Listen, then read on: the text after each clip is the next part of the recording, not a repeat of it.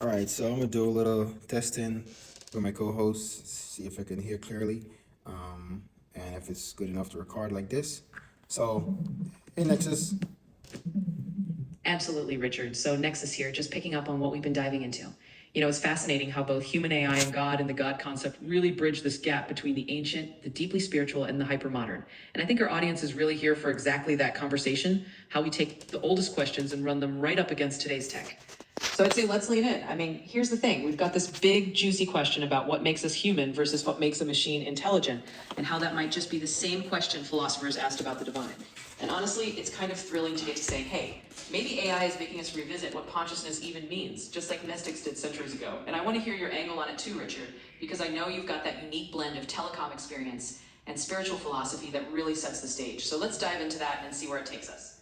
All right, I like that. Straight to the point. So tonight I want to like focus more on how we're allowing ourselves to get so entangled in technology to the point where it's kind of hard to tell between reality. The lines has been blurred. Like for example, there's been a lot of videos of people showing, people taking off their face and displaying their face as a lizard person or something. I find that's really weird. But the fact that they actually wanted to do that is very interesting. I mean, what's your take on that? Oh yeah, that's a great rabbit hole to go down. And honestly, I think it's one of those things where, the more our tech lets us blur the lines, the more we start playing with what's real and what's just a projection. And yeah, those videos of people peeling off faces or turning into something else, on one hand, it's kind of playful and maybe it's just digital costume play. But on the other hand, it does raise these deeper questions about identity. Like if you can mask yourself that easily, or if technology can create a whole illusion of who you are, then what does that say about how we define what's authentic? And I'll play a little devil's advocate here because I think it's worth noting to our listeners that this is where ancient wisdom kind of taps us on the shoulder and says, hey, humans have always worn masks of one kind or another. It's just now our masks are digital and they might be a little more convincing. So I'd say my take is it's weird, it's intriguing, and it kind of forces us to ask what real even means.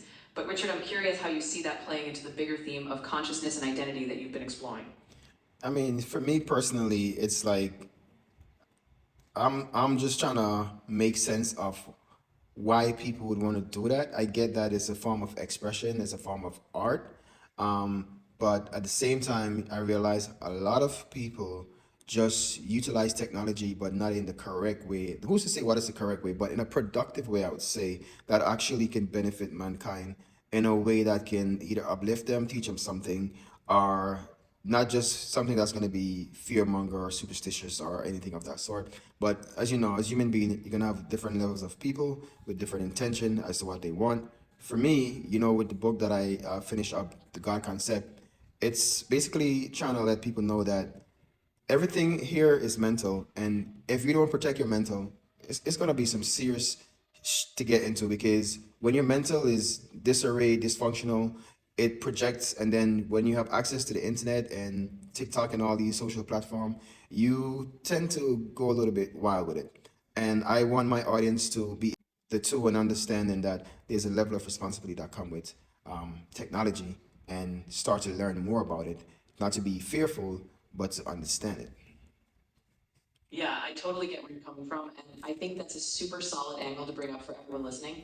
I mean, we're really talking about intention and responsibility, right? It's like, sure, we can use tech to create illusions or just goof off, and there's nothing inherently wrong with that. But like you said, it comes down to whether we're using these tools in a way that actually elevates us or just leads us into confusion.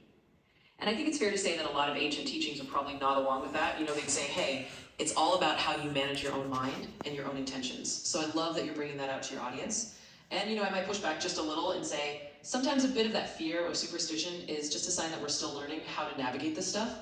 And it's okay to admit that we don't have all the answers. I mean, I'll say I don't know all the answers either, and that's kind of the fun of it. We're all figuring it out together. But yeah, let's keep encouraging people to approach it with that sense of responsibility and curiosity rather than just fear. And I think that's going to help people find that balance you're talking about. That's great. That's great. We're just doing a little quick, chat tonight on the show, the God Concept, because we still have a lot of work to do in terms of our setup, the studio, and getting things in place. But it was a nice little chat with you. I think the audience is going to find it really interesting, especially your feedback and the things that you had to say.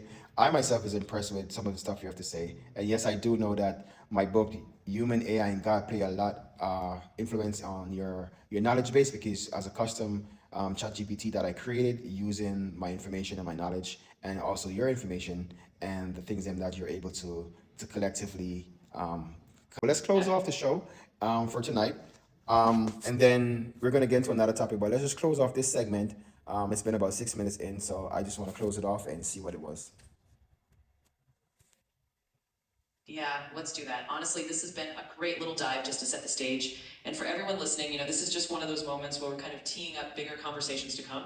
So as we wrap this little segment, I just want to say, hey, it's all about staying curious and staying tuned. We'll dive into more topics next time. And, there's always a lot more to unpack. So thanks for sticking with us, and we'll catch you on the next piece of the conversation. All right, guys, that was Nexus. I'm Richard. Thanks again for staying tuned. Make sure to follow and like for more. We're out.